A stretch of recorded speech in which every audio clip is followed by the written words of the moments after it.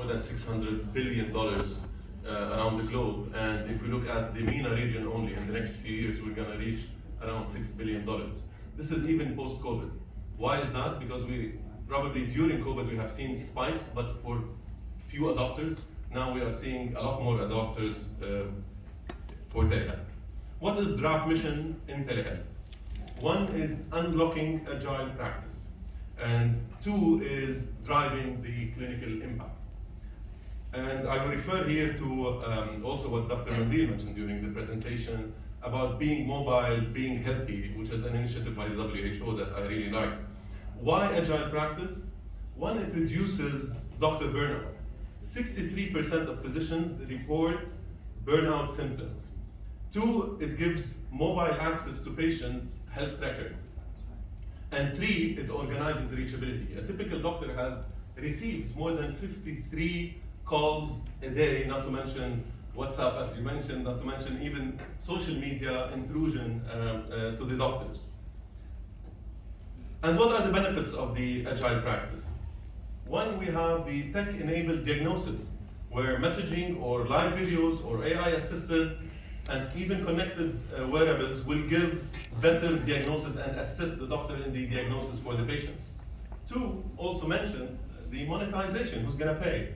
And for those services that the doctors are giving, they are spending time, effort, experience, energy, so they need to be reimbursed for those efforts that they are giving. And of course, we have mentioned the electronic prescription. I think everyone is talking about this. And here, probably we're going to discuss how regulators can support more in that, because really this is a crucial point in the closing the cycle of telehealth. So we said why agile? Why clinical? Clinical impact for telehealth. Why telehealth has a clinical impact? Telehealth is all about convenience. As Dr. Basim mentioned, there are so many features why telehealth is convenient. It's simply easy. However, being easy leads to early disease detection, to more compliance and adherence for therapies, to multidisciplinary approach, and probably second opinion possibilities. And last but not least, it makes the clinical referral even faster. All of these give way advanced clinical outcomes that has been proven with clinical studies. Today, we are seeing clinical studies that are showing better clinical outcome for patients in asthma, in diabetes, in cancer patients, in psychiatry and mental health. So what are we trying to do in DRAP? We're trying to provide a doctor's app designed to reduce burnout and maximize patient reach.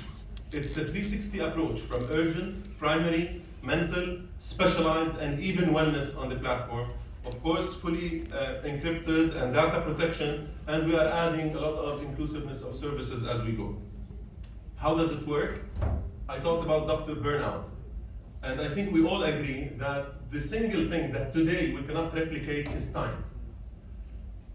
Each doctor is already very busy, and busy doctors cannot even allow new appointments on their schedule.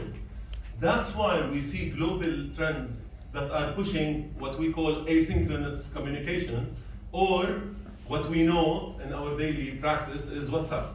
It's very convenient. Why? Because I can send the request whenever I want. I can receive the message whenever the doctor can, in whatever format he prefers to do, whether messaging, video, audio, text, documents, whatever. Still, it has to be controlled by the doctor. The doctor can give a live video call whenever he needs, whenever he sees the clinical requirement that he needs to see the patient synchronously. He needs to see him live, video I mean. This is where the doctor can issue or open a video call. And within DRAP, of course, we have the electronic prescription and the medical record of the patient, where the patient himself, he is the owner of his own data, and he decides to share it with Dr. X or Dr. Y whenever he sees necessary for the case. Why DRAP? Because it's trusted by doctors, and we have seen this. 88% of patients, as per Deloitte, they would like to connect with their chosen doctors, not with randomly assigned or selected doctors. We just had a chat. I think we were talking Each one was saying, no, this is my doctor, is he on DRAP? So people would like to connect with their own doctors, not with randomly selected doctors. That's why trust in the doctor takes us to the adoption of the telehealth. At the same time, we know that primary care can reduce significant costs. That's why on the healthcare system, that's why we have created a fast response feature on DRAP, mainly dedicated for general practitioners and family medicine doctors, where in less than 3 minutes, you have a doctor responding to you whenever you are, wherever you are, to respond for all your quick assessment or guidance on medical needs. We have witnessed significant impact within DRAP connecting diaspora, from the doctor side and from the patient side. We have seen during the Lebanese crisis, a lot of doctors leave the country.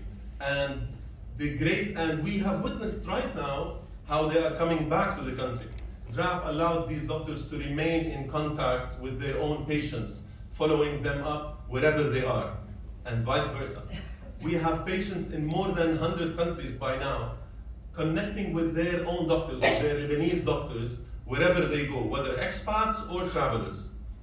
Also, we have the multilingual capabilities of the Lebanese doctors, English, French, and English, and also this gives great impact to the African subcontinent, where we see a lot of patients seeking quality healthcare from well-educated and high-caliber Lebanese doctors. Currently, we operate in both Lebanon and Egypt. We do have few shy presence in the GCC, but our main operation is in Lebanon and Egypt. In order to offer inclusiveness of services, we were able to add all the stakeholders into our value chain, from the insurance coverage that we were talking about, and we have signed with insurtech companies in order to cover the patients that are using telehealth and more on the go. We are in very advanced discussion as well with major TPAs in Lebanon and insurance companies. And we have also worked with, in Egypt, for example, on the drug delivery. It is legal in Egypt, so there is no problem in Egypt. So we work on the drug delivery full cycle with safe pharmacies, plus so many others. We have worked also on a major campaign with the ESA through IM Capital after the Beirut blast explosion. In numbers, we have more than 2,000 verified healthcare professionals on DRAP, whether doctors or health specialists.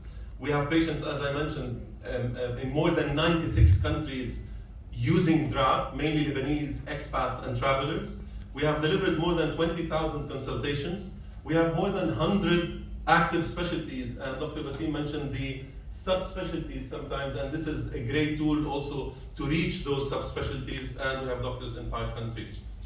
Where are we going next? We believe we need to take the clinical aspect one step ahead.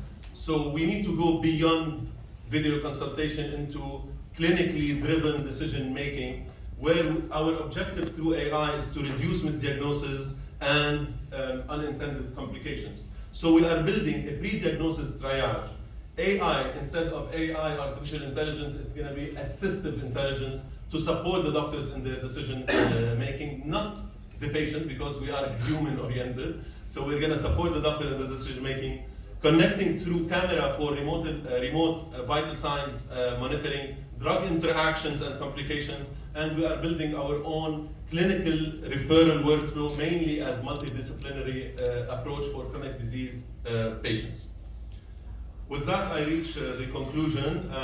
To download DRAP and try it and check it out. And we are happy with our 96% satisfaction rating from all the patients who have used DRAP. Thank you.